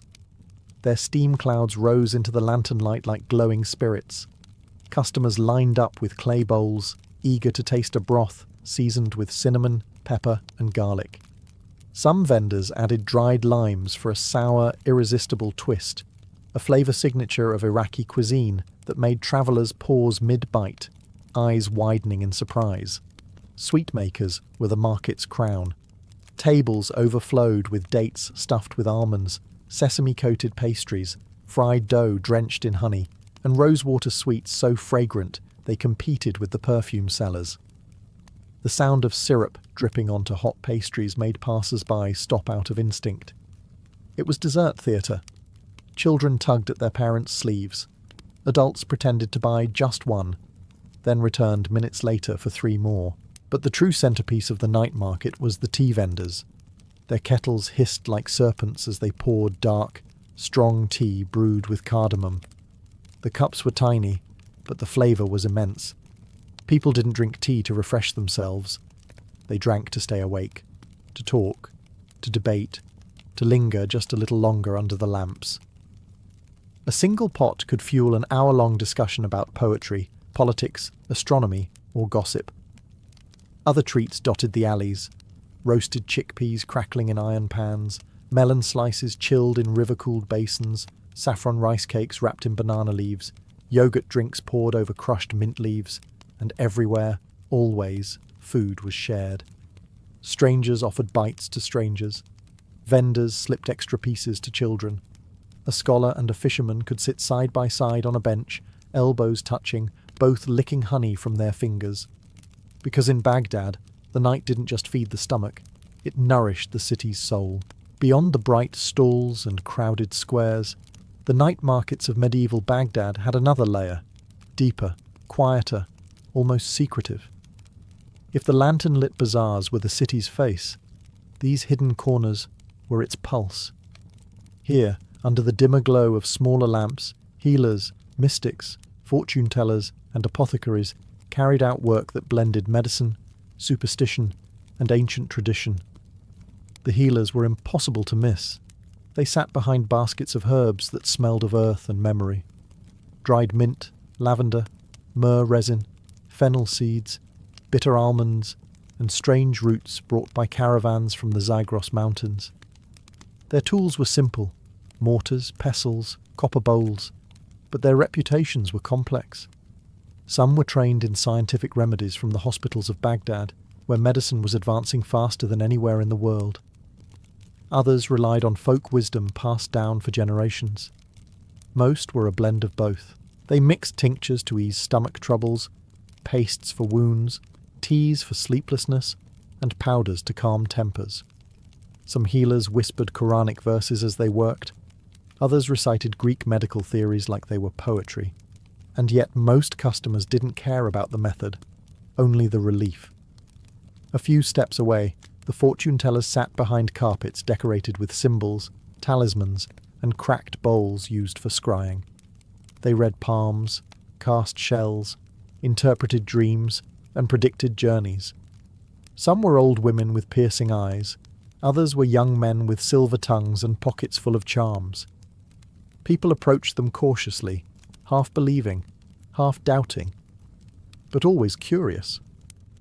Baghdad was a city of knowledge, but also one that left room for mystery. Even a scholar might secretly ask whether a journey would be safe or a marriage prosperous. The apothecaries were somewhere between healer and magician. Their shelves overflowed with jars of coloured powders, oils, perfumes, dried insects, and curious stones pulled from riverbeds. They sold ingredients for remedies, yes, but also for love potions, protective amulets, and rituals meant to chase away the evil eye. Their clientele ranged from anxious merchants to confident poets seeking inspiration. These corners of the market had a different sound from the bustling centre. Here, voices dropped to whispers. Lanterns flickered instead of shining bright. People moved slowly, not out of laziness, but reverence. Every remedy, omen, and charm carried weight.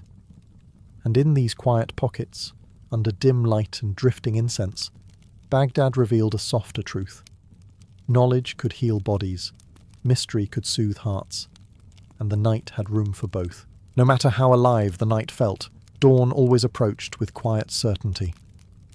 And in the night markets of medieval Baghdad, the final hour before sunrise was its own kind of enchantment. Softer, slower, almost melancholic.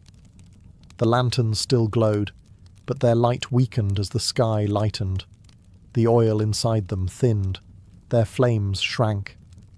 It was as if the city itself exhaled, tired yet satisfied after a night of storytelling, trading, singing, and feasting. Vendors began their gentle ritual of closing.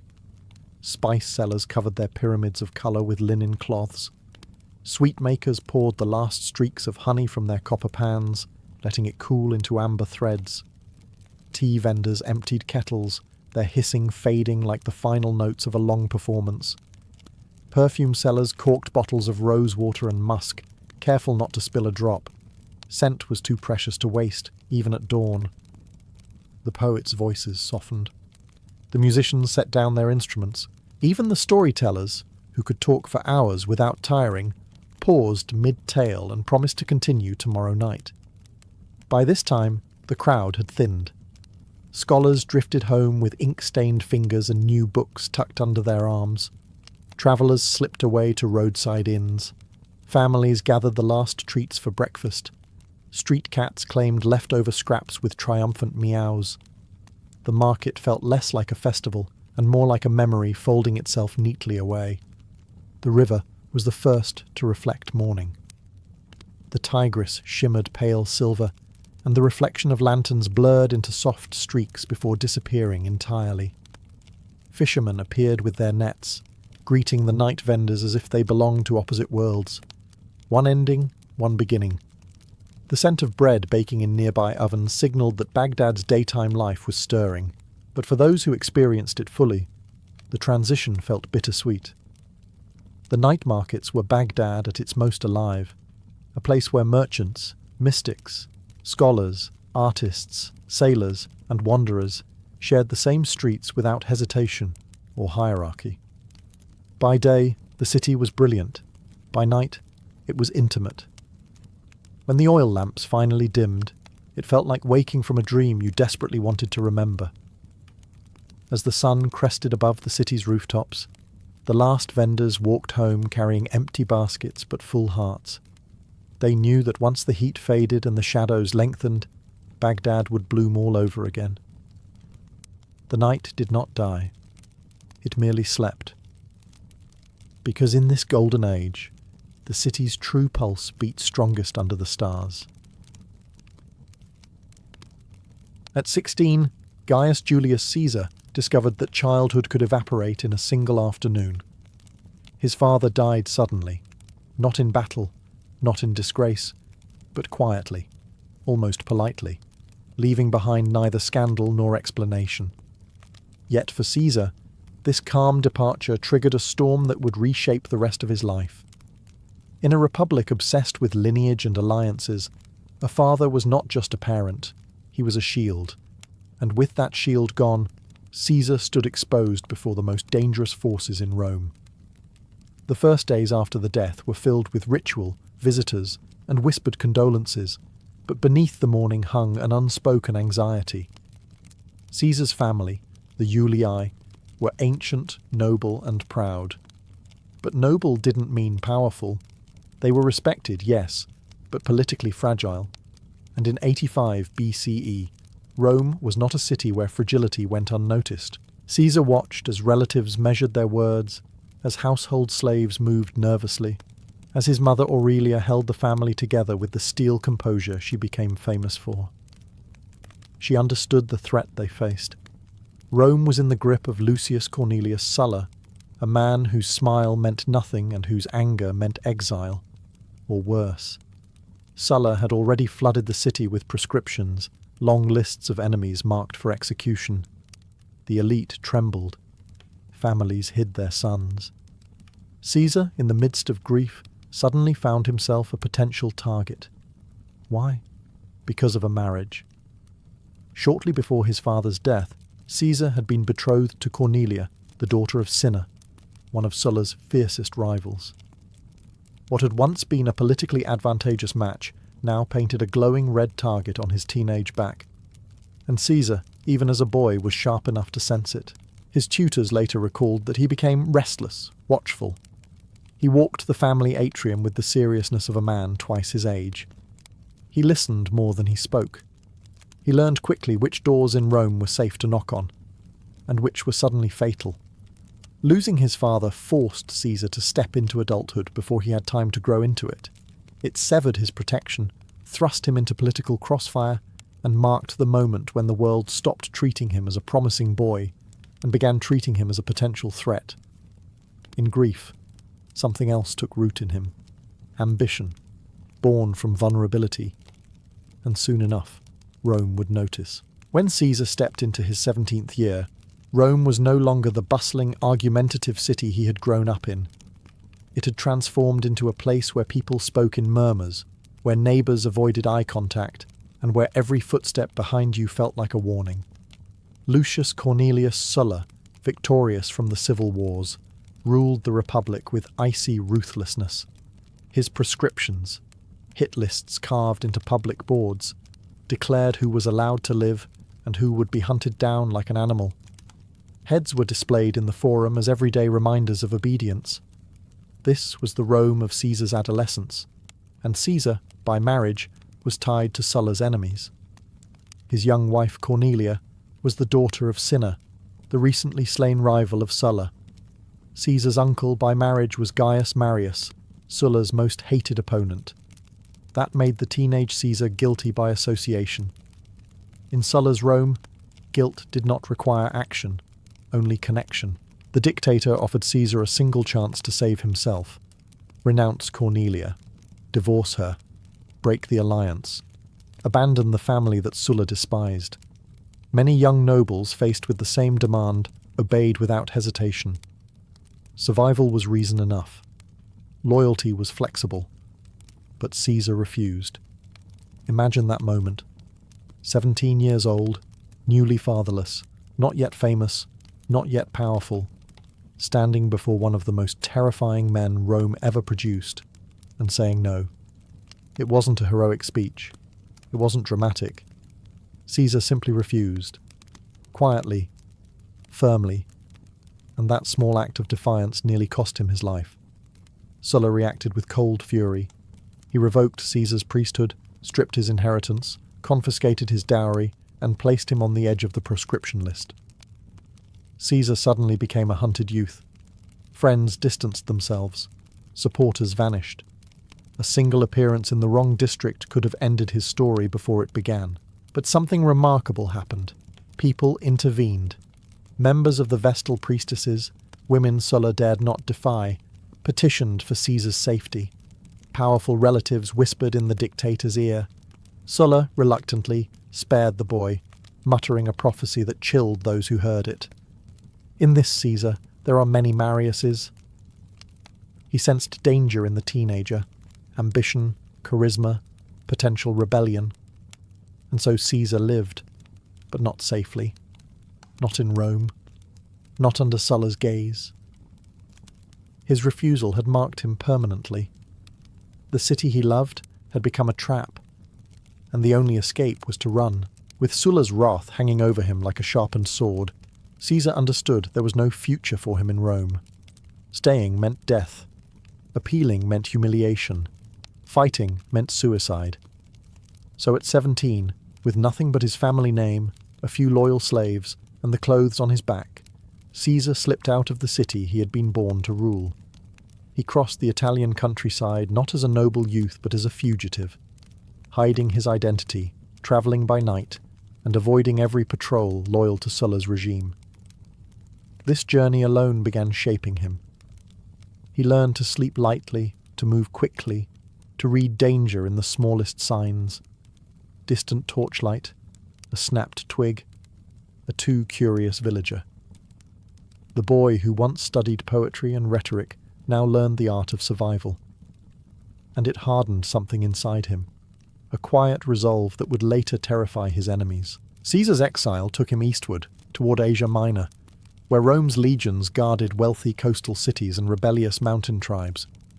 There he enlisted in the army, not as an honored noble or a political appointee, but as a young refugee seeking protection.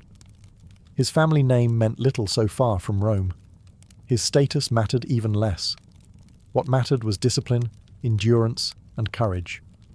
And Caesar excelled immediately. Soldiers later recalled how impossibly composed he was for his age. He endured long marches without complaint, slept on the ground without discomfort, and trained with a seriousness unusual for someone of patrician birth. He studied the legions the way he once studied rhetoric, as if understanding each detail could someday give him power. In this, he was correct. For the first time, Caesar saw the empire from the military side, the grind of garrison duty, the danger of frontier patrols, the harsh landscapes that made Rome's expansion possible. He watched commanders negotiate with local kings, discipline rebellious troops, and use both brutality and diplomacy to keep the peace. These years weren't glamorous, but they were transformative. They pulled Caesar out of the sheltered orbit of Rome's elite and taught him how soldiers lived, marched, fought, and died. He wasn't the general yet. He wasn't the statesman. He wasn't even a rising star. But exile had given him something far more valuable than safety: clarity. He had glimpsed the world beyond Rome's marble facades and understood two truths that would guide him for life. Strength protected you. And Rome did not reward the timid. Asia Minor was not the polished marble world of Rome. It was rugged, unpredictable, and full of enemies Rome preferred not to think about. For the teenage Caesar, it became a brutal classroom, one that taught lessons far more valuable than anything offered by tutors back home. In the hills and coastal plains of the East, Caesar encountered war not as an idea, but as a living creature, violent, chaotic, and strangely intoxicating. His first real test came during a campaign against local tribes that resisted Roman control. These were not large battles with disciplined legions maneuvering in perfect formation.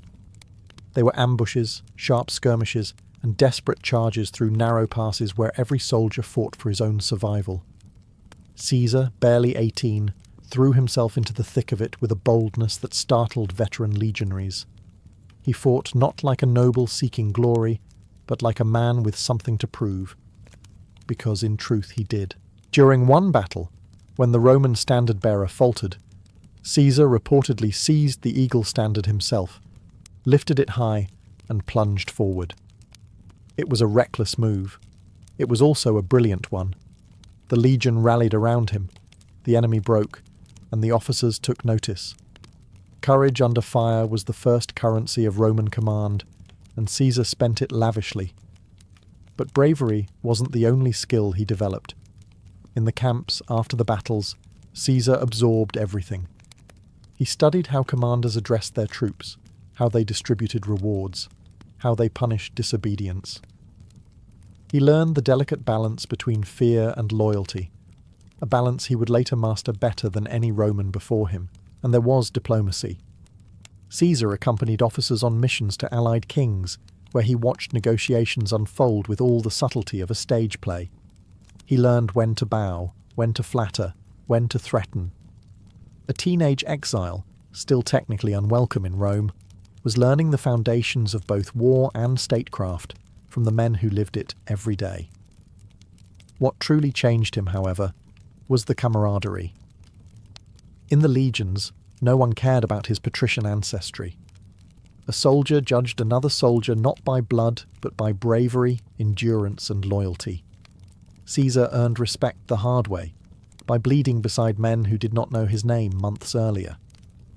When he marched back into camp after those early campaigns, something in him had shifted. He was no longer the frightened boy fleeing Sulla. He was a young man who had tasted battle, earned admiration, and felt the first stirrings of destiny. The army had given him safety. War had given him purpose. As the campaigns in Asia Minor continued, Caesar's reputation spread quietly through the ranks. Not as a noble-born youth playing at war, but as a soldier who could be trusted in the mud, rain, and blood of real campaigning. For a teenager stripped of privilege and chased out of his own city, this acceptance mattered more than any Roman title he had lost. It became the foundation of the leadership style that would later make men follow him across entire continents. Caesar adapted to military discipline with startling speed. He rose before dawn with the veterans, marched under blistering sun without complaint, and carried his own pack even when others offered to carry it for him. He ate their rations, slept on their ground, laughed at their crude jokes, and listened to their stories of past battles. Soldiers remembered him as a young man, good-natured, sharp-eyed, and unusually willing to endure hardship. These qualities were rare in Roman nobles, and soldiers noticed, but endurance alone didn't set him apart. It was the charisma beginning to show beneath the discipline. Even at 18 or 19, Caesar possessed a strange magnetism. He had a way of speaking that made men lean in, a way of encouraging others that felt genuine rather than commanding. He praised courage openly, forgave mistakes quietly, and never took credit that wasn't his. This blend of humility and confidence was intoxicating to the rank and file. His officers saw something else: intelligence. Caesar grasped tactics quickly. He studied maps with interest, asked questions that showed strategic curiosity, and demonstrated a natural sense for terrain. During one patrol, he spotted an ambush before it happened, saving his cohort from slaughter. Stories like this spread, and soon even hardened centurions began watching the young fugitive with interest. But perhaps his greatest strength was adaptability. When stationed in coastal towns, Caesar blended effortlessly into diplomatic missions. When assigned to rough frontier duty, he handled it with grit. When the army needed translators, he offered his limited Greek. When it needed negotiation envoys, he volunteered to accompany elders. Every task, no matter how small, became part of his growing arsenal of skills. What he was learning, quietly, steadily, was how to lead Romans by being one of them. He wasn't born with the loyalty of his future legions. He earned it here, step by step, beside campfires and battlefield graves. By the time Caesar reached 19, he had become more than a fugitive seeking refuge. He was a rising force, one shaped by hardship, sharpened by war, and beginning to sense the magnitude of his own potential. Caesar's early military career wasn't just a refuge. It became the stage for his first taste of glory. And it came during a moment of desperate chaos, when the line between survival and heroism blurred into a single heartbeat. During a campaign in Asia Minor, Caesar's unit was ambushed by enemy forces who took advantage of steep terrain and narrow roads. The attack was sudden and brutal. Roman soldiers were forced back, shields locking as arrows hissed overhead. Panic began to ripple through the ranks, the kind of panic that could turn a disciplined force into a shattered mob. But Caesar, still barely past 19, refused to retreat. Accounts differ in detail, but all agree on one point. Caesar saw a fellow soldier, an older centurion, fall wounded between the lines, trapped in a deadly no-man's land. To leave him meant certain death.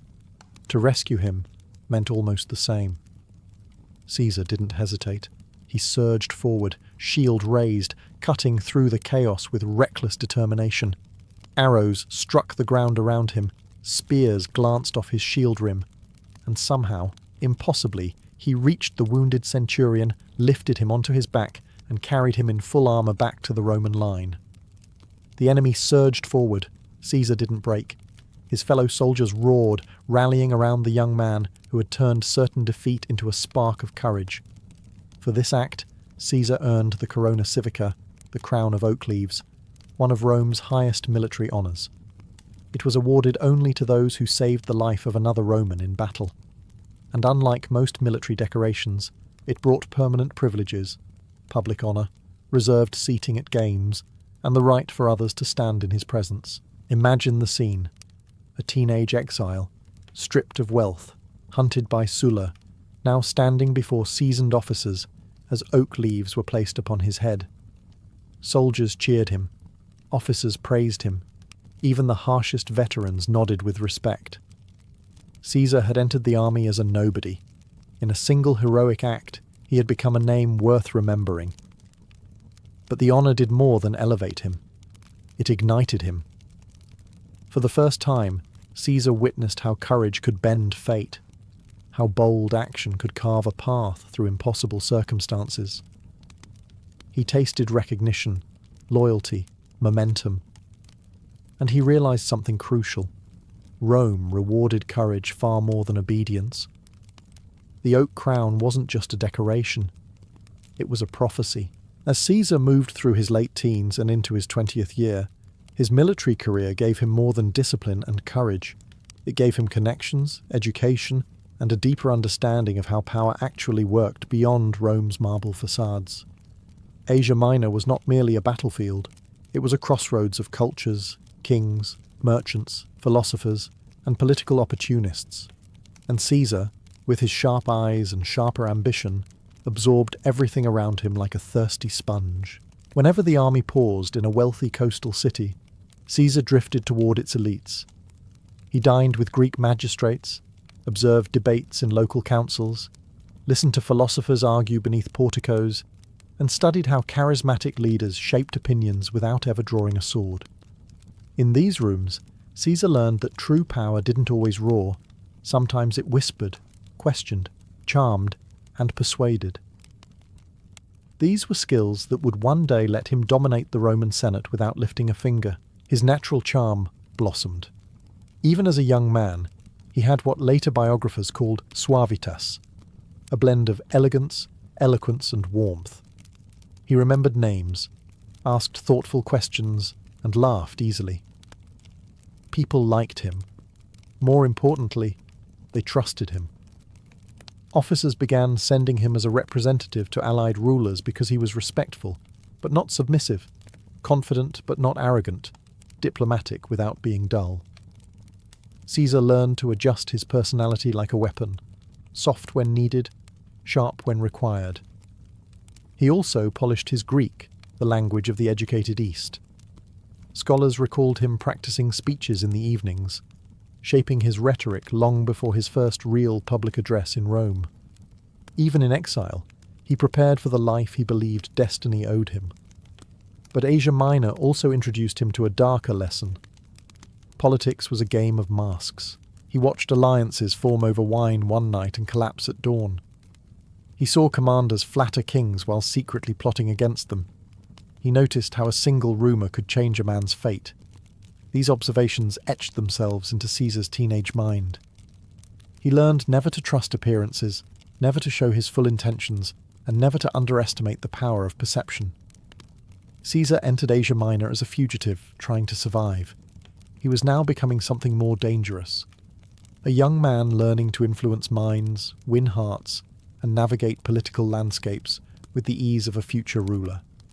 The sword had taught him courage. Society was teaching him control. By the time Caesar reached his early 20s, news began drifting into the eastern camps like cautious messengers. Sulla was dying. The dictator who had chased Caesar from Rome, executed hundreds, exiled thousands, and ruled with an iron fist now weakened by illness, withdrawing into his villa in Campania. For Caesar, this rumour was more than gossip. It was a signal. The city that had once been a death trap was beginning to loosen its grip. When Sulla finally died in 78 BCE, Caesar felt the world shift beneath him. The fear that had shadowed his adolescence didn't disappear, but it softened into something manageable. Powerful men who had once avoided him now reached out quietly. Old family friends sent letters suggesting it might be safe to come home. Even officers in Asia Minor hinted that a young man of his talent shouldn't waste his life on distant garrisons forever. And so Caesar prepared for the journey west. Not as a boy running from danger, but as a young man returning with new scars, new skills, and a new sense of purpose.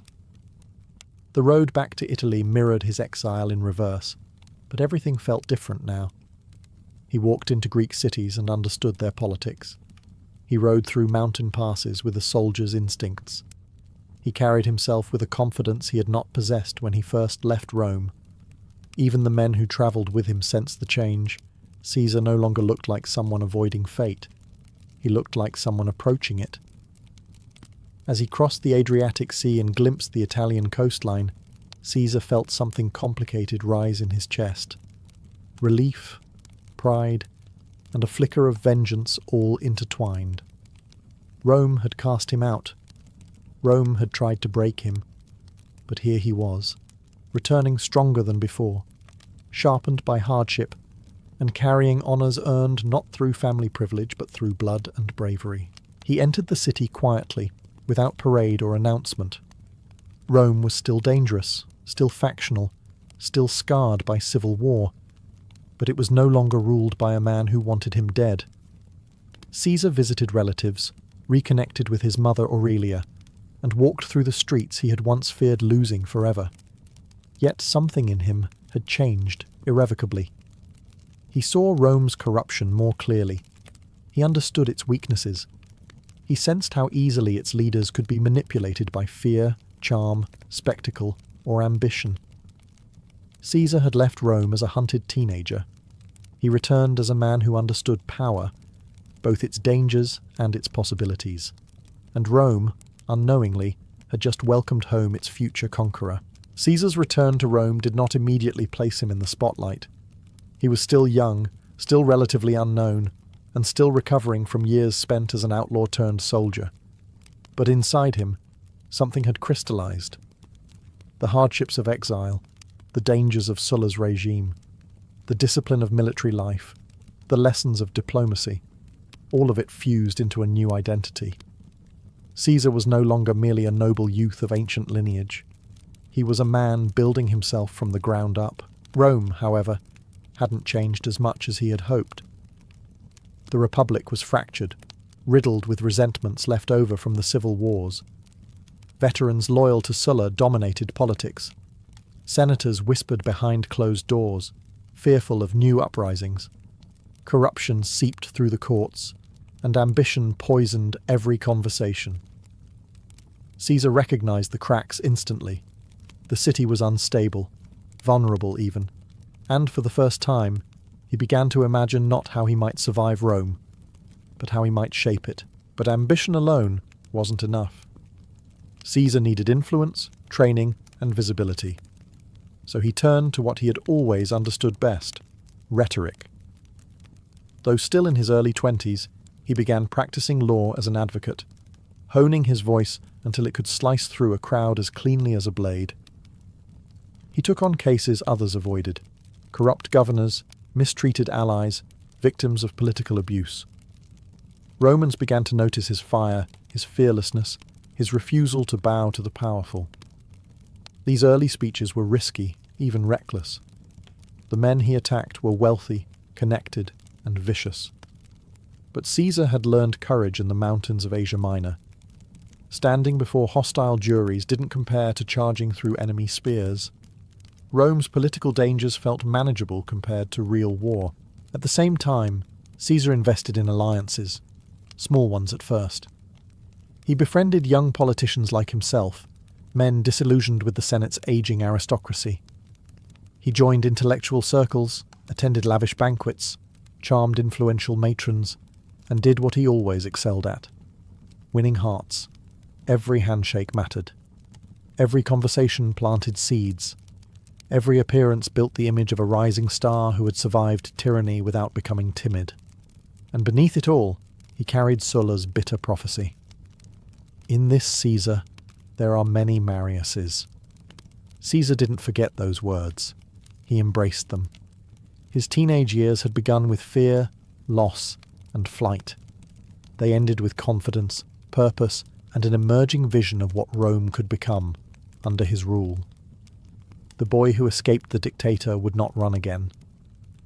He had returned not just to live in Rome, but to redefine it.